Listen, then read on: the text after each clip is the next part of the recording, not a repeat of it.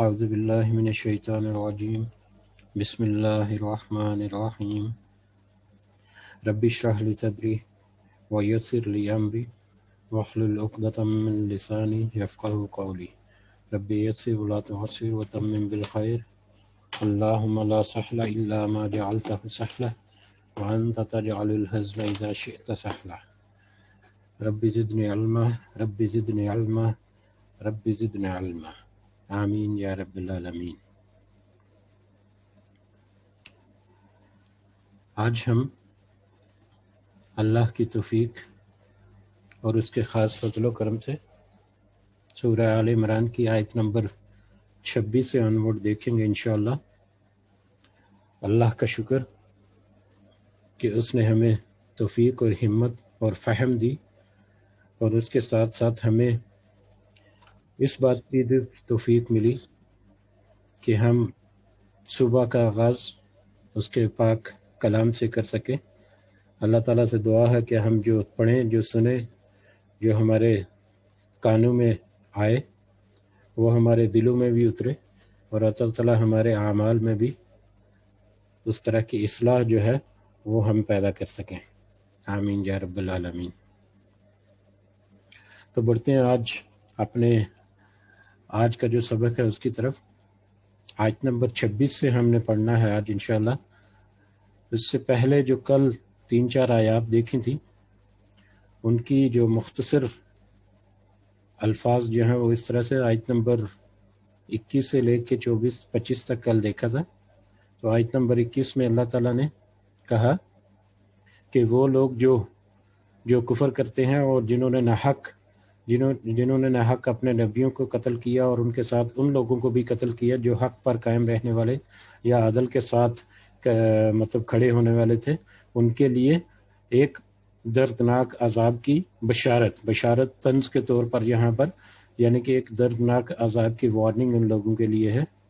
اور وہی لوگ ہیں جن کی دنیا اور آخرت کے اعمال جو ہیں وہ ضائع ہو گئے، اور اللہ تعالیٰ ان کو کوئی بھی مدد نہیں ملے گی، اور ان کی کوئی بھی مدد نہیں کرے گا، اور نہ ہی کوئی ان کا مددگار ہوگا۔ قیامت کے دن وہ بالکل بے یار و مددگار ہوں گے، اور ان کے دنیا کے اعمال اور آخرت کے لیے جو انہوں نے اپنی طرف سے کچھ کمایا ہے سب کچھ رائے گیا، ضائع ہو گیا۔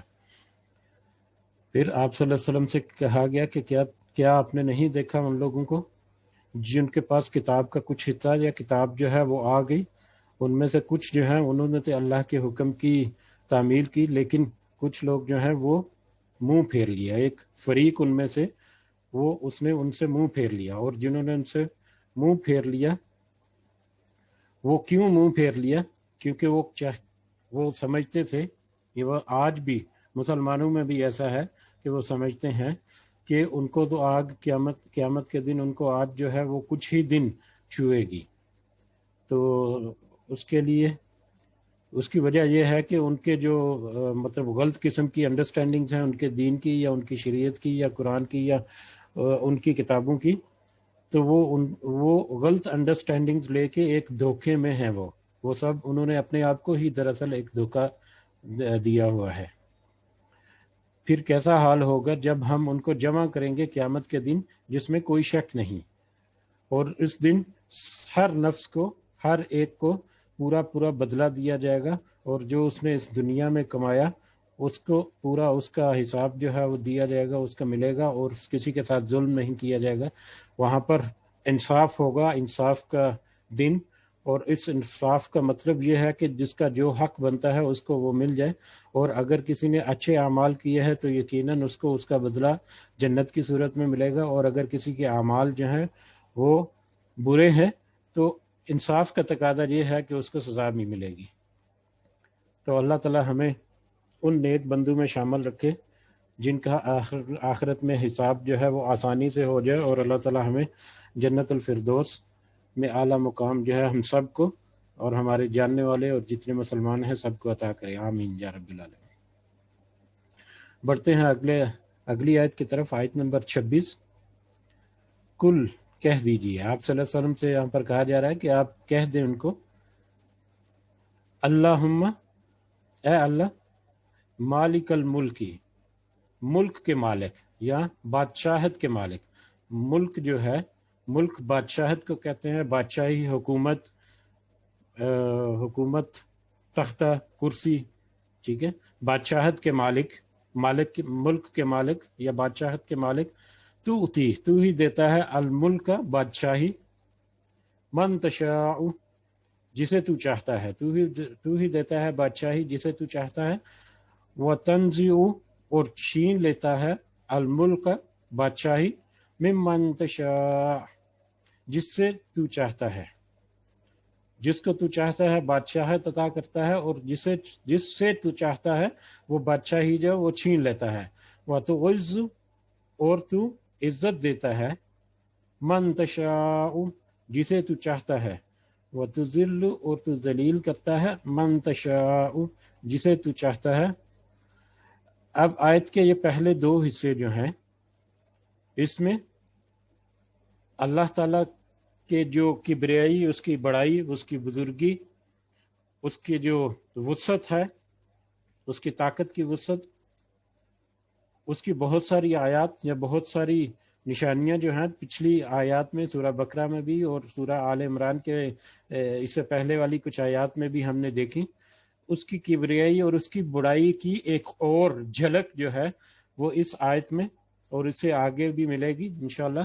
تو اس آیت میں یہ ایک اس کی بزرگی کی ایک جھلک یہ ہے، اس کی کبریائی، اس کی بڑائی کی ایک جھلک یہ ہے کہ وہ جسے چاہتا ہے بادشاہت عطا کرتا ہے، اور جس سے چاہتا ہے بادشاہت چھین لیتا ہے. اسی طرح وہ جس کو چاہتا ہے عزت دیتا ہے، اور جس کو چاہتا ہے وہ ذلیل کر دیتا ہے. اب یہاں پر دو پہلوؤں سے اس آیت کو دیکھا جا سکتا ہے.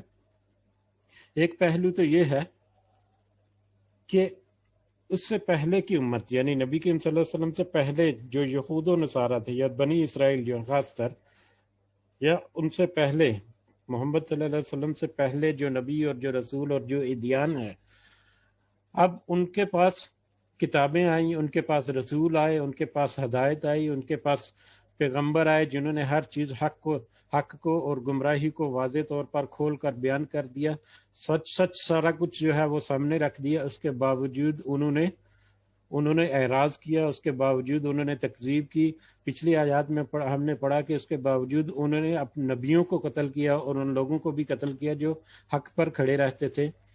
اور انہوں نے اپنے دین کو چھپایا، اپنے دین میں غلو کیا، اپنے دین کی بہت ساری باتیں جو ہیں ان کی تکذیب کی، ان کو ماننے سے انکار کر دیا. اب ان کے پاس بادشاہت تھی، ان کے پاس نبوت کی بادشاہت تھی، ان کے پاس نبی آئے، ان کے پاس رسول آئے، ان کے پاس کتابیں آئیں. ان کو نبوت کے ساتھ ساتھ ان کو بادشاہت ملی، ان کو رتبہ ملا، ان کو مقام ملا. ٹھیک ہے، رول کیا انہوں نے مختلف قوموں پہ، مختلف ملکوں پہ. لیکن کیونکہ وہ اپنی ہی ہٹ گرمی میں بڑھتے جا رہے، اور انہوں نے اپنا جو ذاتی جو انا ہے اسی پر وہ قائم رہے، تو اس کے بعد نبی کریم صلی اللہ علیہ وسلم جب آئے، انہوں نے جب نبوت کا اعلان کیا، اور بتدریج ان کی قوت میں اضافہ ہوتا گیا، ان کے ساتھیوں میں اضافہ ہوتا گیا. ان کو بہت ساری مشکلات اور پریشانیاں جو بھی آئیں، ان کے باوجود وہ اپنے مقصد میں قائم رہے، اور اللہ تعالیٰ کی خاص مدد ان کے ساتھ رہی، اور قرآن مجید جو ہے وہ نازل ہوتا رہا. اور جیسے جیسے بڑھتے رہے تو پھر ایک مقام ایسا آ گیا جس میں اس امت کے لیے ایک قبلہ کا تعین کر دیا گیا جو بنی اسرائیل یا یہود و نصارہ سے الگ تھا، اور اس امت کو امتن وسطن کا خطاب دے دیا گیا. ایک پوزیشن مل گئی، ایک نیا مقام مل گیا اس امت کو، جس کی وجہ سے یہ امت اب مرکزی امت کی حیثیت رکھتی ہے اس پوری دنیا میں. تو ایک نبوت کی بادشاہت جو ہے، یا نبوت کی جو ہیر پھیر ہے، وہ یہاں پر بہت واضح انداز میں ہے کہ اس سے پہلے جو نبیوں کی نبوتیں تھیں، ان کے جو پیروکار تھے، ان کے جو مطلب بعد میں آنے والے لوگ تھے، انہوں نے اس میں بہت ساری خرافات کی، بہت سارے معاملوں میں انہوں نے چھوڑ دیا، تکذیب کی. تو پھر اللہ تعالیٰ نے ان کی بادشاہی کو ختم کر کے ایک مسلم امت جو ہے وہ ایک مقرر کر دی، جو اب قیامت تک کے لیے اس دنیا میں وہ ایک مرکزی امت کی حیثیت سے قائم رہے گی، جو عدل کے ساتھ، انصاف کے ساتھ، نہ صرف پچھلی کتابوں اور پچھلی امتوں کے ساتھ انصاف کرے گی، بلکہ اپنے بہت سارے معاملات جو ہیں ان کے، وہ بھی عدل کے ساتھ ان کو نپٹایا جائے گا. ٹھیک ہے. تو اس میں اب بادشاہت اور عزت دونوں اس میں شامل ہو گئے کہ نبوت میں تبدیلی یا نبوت کی بادشاہت میں تبدیلی اللہ تعالیٰ جسے چاہے وہ عطا کرے اور جسے چاہے وہ چھین لے. اس طرح عزت وہ جسے چاہے عطا کرے، جتنی چاہے عطا کرے، اور جسے چاہے وہ ذلیل کر دے. اب جیسے یہود و نصارہ جو ہے اس وقت ان کی ذلت تھی، وہ جب قرآن نازل ہو رہا تھا تو وہ طرح طرح کی باتیں کرتے تھے، لیکن ان کی جو پلاننگ، ان کے جو غلط عقائد، ان کی جو غلط خبریں جو پھیلاتے تھے، اپنی کتابوں کے بارے میں جو جھوٹ وہ بیان کرتے تھے، وہ قرآن نے کھول کھول کر سب کے سامنے بیان کر دیا. تو یہ ان کے لیے ایک ذلت تھی کہ انہوں نے مشرکین کو یا اپنے ہی جو چاہنے والے تھے، ماننے والے تھے، پیروکار تھے، ان کو غلط اور گمراہ کن عقائد جو ہیں وہ ان کو دکھائے، سکھلائے، جبکہ اللہ تعالیٰ نے ان کے اصل عقائد جو ان کی کتابوں میں ہیں وہ کھول کر بیان کیے. تو در حقیقت ان کے لیے یہ ذلت کا باعث بنے، اور یہ ذلت جو ہے یہ ذلت اگر وہ اپنے اس روش پر قائم رہیں گے، آج بھی وہ اپنے روش پر قائم رہیں گے، تو وہ کسی نہ کسی طور پر ذلت کا ہی شکار رہیں گے. ٹھیک ہے. ایک پہلو یہ ہے. دوسرا پہلو یہ ہے کہ اللہ تعالیٰ جسے چاہتا ہے حکومت دیتا ہے، اور جسے چاہتا ہے حکومت چھین لیتا ہے. اسی طرح جس کو چاہتا ہے عزت دیتا ہے، اور جسے چاہتا ہے ذلیل کر دیتا ہے. اب اس میں جو قوموں پر اور ملکوں پر حکومت کرنا ہے وہ بھی شامل ہے. جیسا سورہ بقرہ میں ہم نے پڑھا تھا، جب حضرت ابراہیم علیہ السلام کو مکالمہ ہم نے پڑھا ایک آیت میں کہ نمرود کے ساتھ حضرت ابراہیم علیہ السلام نے مکالمہ کیا. تو اس میں تھا کہ کیا نمرود جو ہے وہ اس بات اللہ نے جو بادشاہت اس کو عطا کی، کیا وہ اس وجہ سے جھگڑتا ہے؟ کیا اللہ تعالیٰ کی عطا کردہ بادشاہت جو ہے اس میں وہ جھگڑتا ہے کہ وہ میں بادشاہ ہوں یا میں ہی معبود ہوں؟ تو نمرود کو، فرعون کو، یا جس طرح کے بھی لوگ جن کو بھی حکومت ملی، جن کو بھی بادشاہت ملی ملکوں پر یا قوموں پر یا عوام پر حکومت کرنے کی، تو وہ بھی اللہ ہی کی طرف سے ہے. آج بھی جن کو حکومت ملتی ہے وہ اللہ تعالیٰ کی طرف سے ہی ملتی ہے. اور در حقیقت یہ حکومت کا مل جانا، یہ مرتبے کا، یہ مقام کا، یہ کرسی کا مل جانا در حقیقت ایک بہت بڑی آزمائش ہے. اور جو اس آزمائش پر پورا اترتا ہے اللہ تعالیٰ اسے عزت دیتا ہے، اور جو اس آزمائش میں تکبر کرتا ہے، جو اس قوت کو یا اس حکومت کو مل جانے کے بعد اس کے اوپر تکبر کرتا ہے، اس کے غلط استعمال کرتا ہے، اپنا جو رتبہ اسے ملا یا اپنی قوت اللہ تعالیٰ نے جو اس کو عطا کی، جو مقام اور مرتبہ اسے ملا، اس کو غلط انداز میں وہ استعمال کرتا ہے.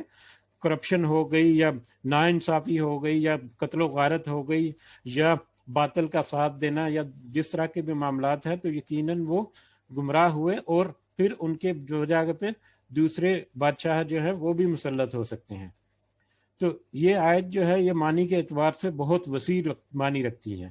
اب اس میں جو عزت اور ذلت ہے وہ ظاہری اور باطنی بھی ہو سکتی ہے. یہ بھی ہو سکتا ہے کہ ظاہری طور پر کسی کو عزت ملے، کسی کو مقام ملے، لیکن در حقیقت وہ ذلت کا ہی مقام ہے. اور ظاہری طور پر کسی کو ناکامی ملے، لیکن در حقیقت وہ حقیقت میں کامیابی ہے. جیسے اللہ تعالیٰ نے پچھلی آیات میں فرمایا کہ مومنوں کے لیے کچھ چیزیں ایسی ہیں جو ہو سکتا ہے کہ وہ پسند نہ کریں لیکن وہ ان کے لیے بہتر ہو، اور کچھ چیزیں ایسی ہو سکتی ہیں جن سے وہ محبت کرے لیکن وہ ان کے لیے شر کا باعث ہو سکتی ہیں. تو اس دنیا کی ظاہری حیثیت جو ہے وہ عزت شمار نہیں ہوتی. اس کی ایک مثال جو ہے وہ یزید ابن معاویہ جو ہے، یزید ابن معاویہ اور حضرت امام حسین جو ہے، حسین بن علی رضی اللہ تعالی عنہ، تو ان کی مثال بہت واضح ہے کہ یزید ابن معاویہ جو ہے اس کے پاس پوری حکومت، پوری طاقت، پوری سلطنت ہونے کے باوجود وہ ناکام ٹھہرا، وہ ذلیل ٹھہرا، اس کو ذلت ملی اس دنیا میں. اس کے بدلے حضرت امام حسین رضی اللہ تعالیٰ عنہ ان کو ظاہری طور پر شکست ہوئی، لیکن در حقیقت انہوں نے اتنی عزت کمائی کہ جو قیامت تک وہ ان کے سر کا تاج رہے گی. इसी तरह आज भी हम अगर माशरे में देखें तो बहुत सारे लोग ऐसे हैं जैसे वो करप्शन तो करते हैं, पैसा भी कमा लिया, करप्शन भी कर ली, मतलब धोखा देकर, फ्रॉड देकर, बेइंसाफी करके, जैसे भी करके, लेकिन वो जिल्लत का ही शिकार रहते हैं।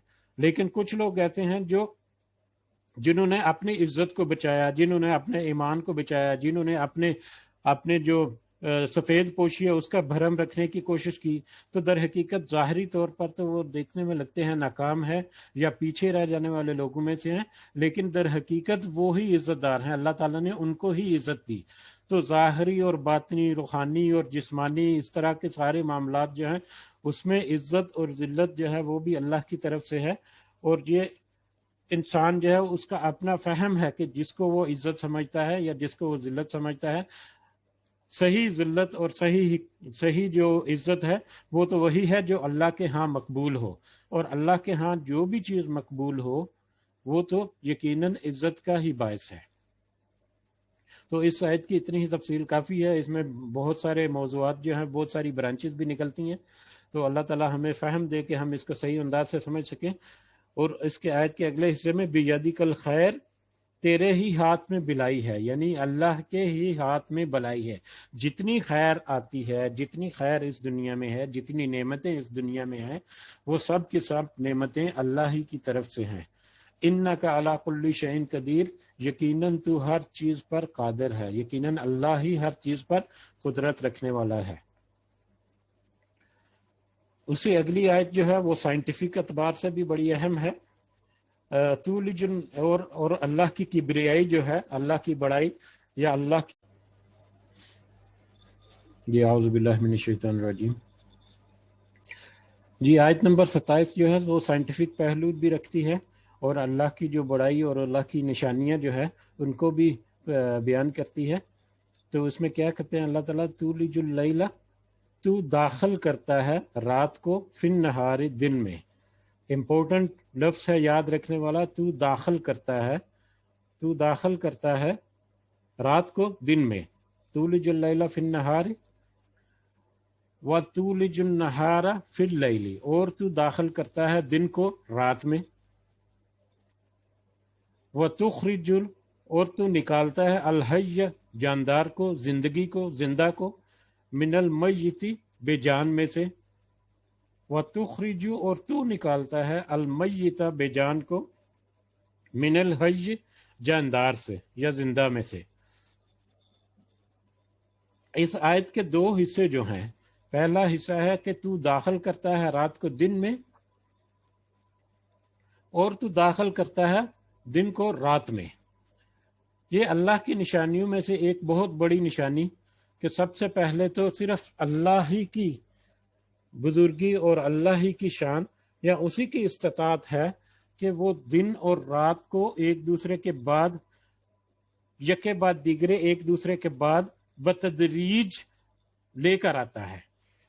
यहाँ पर ये नहीं जिक्र किया कि तू दिन को लाता है रात के बाद या रात को लाता है दिन के बाद, नहीं, बल्कि यह है तू रात को दाखिल करता है दिन में और दिन को दाखिल करता है रात में।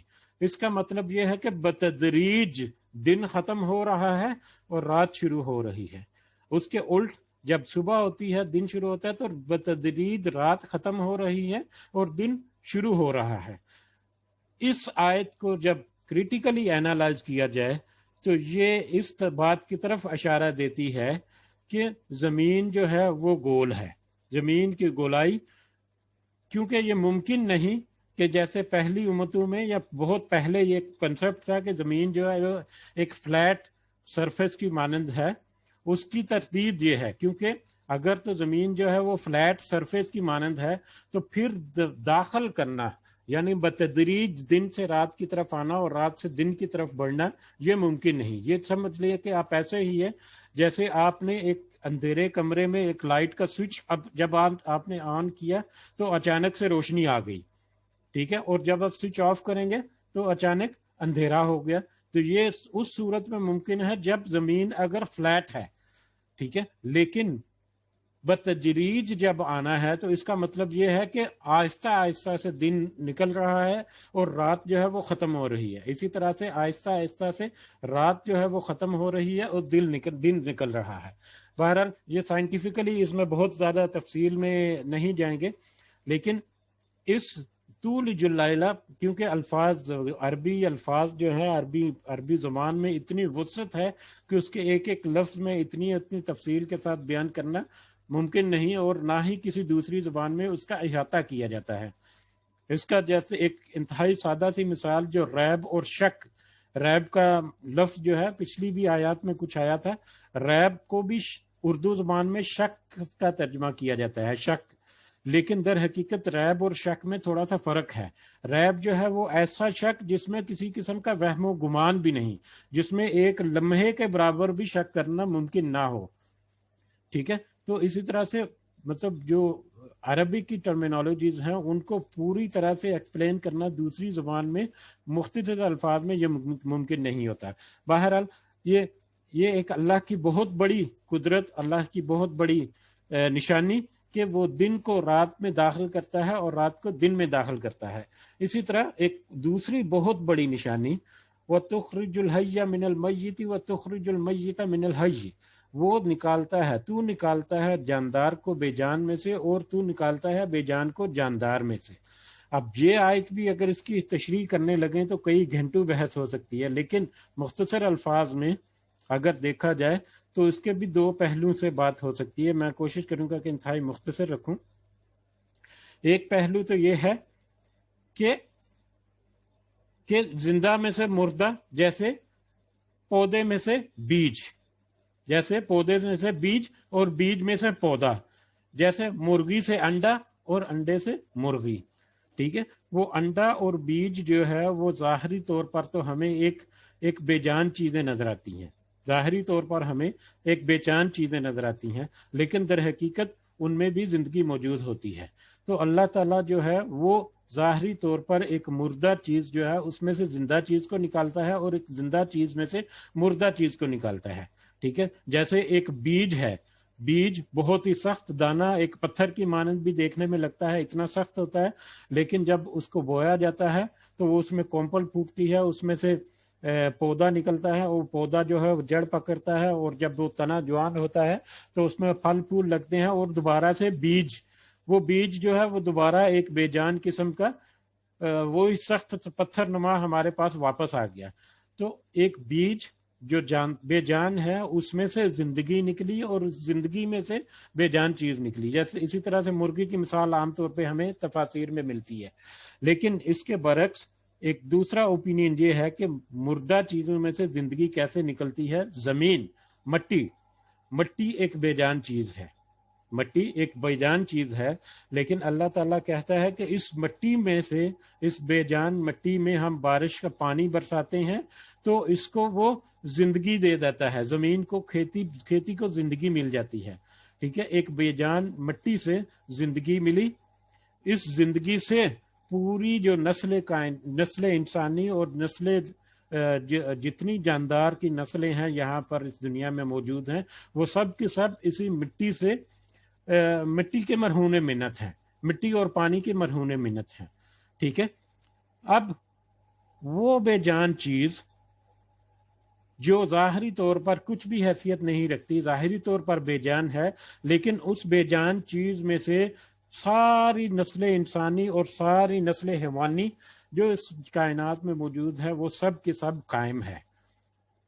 तो इस मट्टी जो है, ये बेजान जमीन जो है, उसमें से जान को निकालता है और इसी से पूरी जिंदगी का तसलसल जो है वो पैदा किया जाता है। इंसान की मिसाल जो है वो बहुत बड़ी है, इंसान और बाकी जितनी भी जानदार चीजें हैं, इस पर अगर देखा जाए, डीपली देखा जाए, बहुत गहराई में, बहुत ही गहराई में जाकर देखा जाए, तो हम जितना कुछ खाते हैं, जितना कुछ हम इस्तेमाल करते हैं, जितना कुछ हम अपनी जिंदगी में गुजारने के लिए हम जिस चीज का फायदा लेते हैं, वो हर चीज जो है वो इस जमीन की पैदावार है, हर चीज इस जमीन की पैदावार है, और हम इसी जमीन के मरहूने मिन्नत हैं।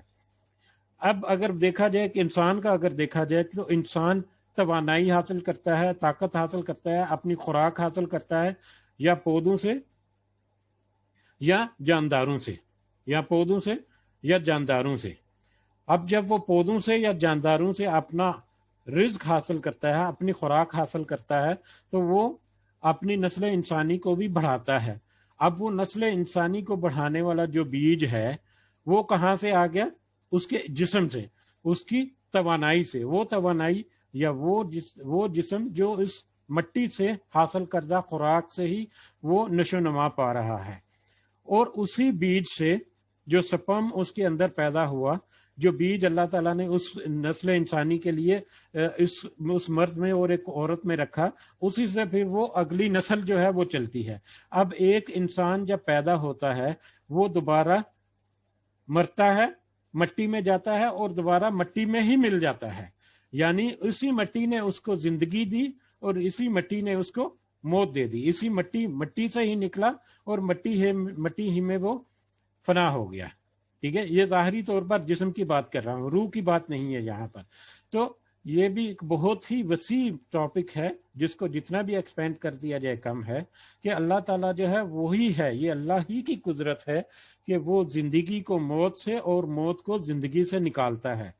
اور اس کی ایک بہت بڑی مثال، حضرت آدم علیہ السلام کو پیدا کیا اللہ تعالیٰ نے مٹی سے، مٹی کھنکھناتے گارے سے، مٹی سے۔ اس کے بہت سارے پہلو جو ہیں وہ ذکر ہوئے قرآن میں، جو ہم پڑھیں گے انشاءاللہ۔ تو اللہ تعالیٰ نے آدم علیہ السلام کو مٹی سے پیدا کیا، وہ ایک بہت بڑی حقیقت ہے جو ہمارے سامنے ہے۔ تو یہ اللہ ہی کی قدرت ہے کہ وہ بے جان سے جاندار کو اور جاندار سے بے جان کو نکالتا ہے۔ وَتَرْزُقُ، اور تو رزق دیتا ہے، اور تو رزق دیتا ہے من تشاء، جسے تو چاہتا ہے، بغیر حساب کے۔ اب یہ رزق جو ہے، رزق جو ہے یہ بھی جیسا میں نے پہلے ذکر کیا کہ عربی زبان کی فصاحت، اس کی وسعت اتنی زیادہ ہے کہ ہم کسی دوسری زبان میں اس کے معنی جو ہے ان کو ٹرانسلیٹ کرنا ممکن نہیں، اتنا آسان نہیں۔ اب رزق جو ہے اس کا بھی، یہ بھی ایک ایگزامپل ہے ایسے ہی لفظ کی۔ ہم جب اردو میں ٹرانسلیشن کرتے ہیں نا رزق کو، تو رزق روزی، ہمارا معاش، ہمارا پیسہ، یا ہمارا جو کھانے پینے کا سامان، یہ پھل ہیں، سبزیاں ہیں، یا گوشت بوس ہے جو ہم کھاتے ہیں، جو کنزیوم کرتے ہیں، یا رزق جو ہے۔ لیکن جب عربی زبان میں اس کی ڈیٹیلڈ انالیسس کیا جائے تو یہ رزق جو ہے اللہ تعالیٰ کی طرف سے ہر نعمت جو ہمیں عطا کی وہ ہمارے لیے رزق ہے۔ وہ رزق میں ہم جو اردو ترجمہ کرتے ہیں رزق کا، وہ بھی شامل ہے، وہ بھی اس میں شامل ہے، یعنی کہ جو مال، جو انکم ہمیں ملتی ہے، یہ جو کھانے کے لیے پھل اور سبزیاں اور اس طرح کی جو چیزیں ہیں، وہ ساری چیزیں ہیں، یہ پہننے کے لیے کپڑے ہیں، وہ ساری بھی چیزیں ہیں۔ اس کے علاوہ ہمیں اللہ تعالیٰ نے جو نعمتیں عطا کی، ہمارے اپنا جسم جو ہے وہ سب سے بڑی نعمت ہے۔ ہمیں علم عطا کیا، یہ ہمارے لیے بہت بڑی نعمت ہے۔ ہمیں فہم عطا کیا، یہ ہمارے لیے بہت بڑی نعمت ہے۔ ہمیں ہمت اور توفیق عطا کی، یہ ہمارے لیے بہت نعمت ہے۔ ہمیں حق اور گمراہی کا بہت واضح طور پر بتا دیا کہ اس رستے پہ چلیں گے تو یہ گمراہی کا رستہ ہے، اس رستے پہ چلیں گے تو یہ حق کا رستہ ہے۔ یہ بھی ہمارے لیے بہت بڑی نعمت ہے، یہ بھی ہمارے لیے رزق ہے۔ تو رزق کا احاطہ کرنا کچھ الفاظ میں یہ بھی ممکن نہیں اگر ہم عربک ورڈ کو ٹرانسلیشن کریں یہاں پر۔ تو رزق، ہر طرح کا رزق، ہر طرح کی نعمت جو بھی اللہ تعالیٰ نے عطا کی، ٹھیک ہے، وہ سب رزق ہے۔ اب اس رزق کو ہم کس طرح سے یوز کرتے ہیں، کیسے یوز کرتے ہیں؟ صرف دنیا میں ہی اس کو کھپا دیتے ہیں، یا اس رزق کا تھوڑا حصہ یا زیادہ حصہ ہم آخرت میں اجر لینے کے لیے بچا کر رکھتے ہیں؟ تو یہ ہماری ہمت اور ہماری اپنی توفیق ہے، ہماری اپنی مرضی ہے، کیونکہ اللہ تعالیٰ نے ہمیں اختیار دیا۔ اللہ یہ چاہتا ہے کہ حق اور باطل جو ہے وہ واضح کر کے رکھ دیا، اب انسان کو اختیار دے دیا کہ اس اختیار کو یوز کرو اور تم اپنی فہم کے مطابق حق کے رستے پر چلو یا ذلت کے رستے پر چلو۔ جس بھی رستے پر چلو گے ایک وقت آئے گا جس میں کوئی شک نہیں، ایک دن آئے گا جس میں کوئی شک نہیں کہ تمہارے ساتھ انصاف کیا جائے گا، اور انصاف کا تقاضا یہ ہے کہ جس کو جو حق بنتا ہے وہ حق اس کو دیا جائے۔ اگر اس کا حق ہے کہ اس کو اجر ملے، اس کو منافع ملے، اس کو جنت ملے، تو یقیناً اس کو جنت ملے گی۔ اور اگر اس کا حق یہ ہے اس کے اعمال کی بنیاد پر، اس کے جو کمائی ہے اس کی بنیاد پر، اگر اس کا حق یہ ہے کہ اس کو سزا ملے، تو یقیناً وہ سزا اس کو دی جائے گی۔ تو یہ جو دنیا میں جتنے ہم رزق، جتنی اللہ تعالیٰ نے نعمتیں ہمیں عطا کرتا ہے، یہ بھی اللہ کی طرف سے ہے۔ تو اور تو رزق دیتا ہے، اللہ ہی رزق دیتا ہے، اور تو رزق دیتا ہے من تشاء، جسے وہ چاہتا ہے، جسے تو چاہتا ہے، بغیر حساب، بغیر حساب کے، جسے تو چاہتا ہے بغیر حساب کے رزق دیتا ہے۔ سبحان ربک رب العزت عما یصفون وسلام علی المرسلین والحمد للہ رب العالمین۔ سبحانک اللہم وبحمدک، اشہد ان لا الہ الا انت، استغفرک واتوب الیک۔ کل اگلی آیات کے ساتھ حاضر ہوں گے، تب تک کے لیے اجازت دیں۔ دعا میں ضرور یاد رکھیں ایک دوسرے کو، آج کل کے حالات کی وجہ سے بہت سارے مجبور جو ہیں سفید پوش لوگوں کی ضرور مدد کریں جہاں تک ممکن ہے۔ یہ رمضان کا مہینہ ہے، اس میں اپنے اجر کو سمیٹیں، اور جتنا بھی اس کا وزن جتنا بھی بڑھا سکتے ہیں وہ آپ بڑھائیں۔ تعداد جو ہے وہ یقیناً بڑھتی ہے نیکیوں کی، لیکن اس میں وزن جو ہے اس میں اضافہ کرنا وہ صرف اور صرف اپنی نیت کی درستگی اور نیت کی پختگی جو ہے اسی سے ہی نصیب ہوتا ہے۔ تو اللہ تعالی ہمیں ہمت اور توفیق دے کہ ہم نہ صرف ہمارے اجر کی جو کوانٹٹی ہے، جو ہمارے ثواب کی نیکیوں کی جو کوانٹٹی ہے وہ زیادہ بڑھتی جائے، بلکہ ان کا وزن جو ہے وہ بھی بڑھتا جائے، کیونکہ قیامت کے دن جو ہے نیکیوں کی گنتی نہیں ہوگی، ان کا وزن ہوگا میزان میں، وہ تولے جائیں گے۔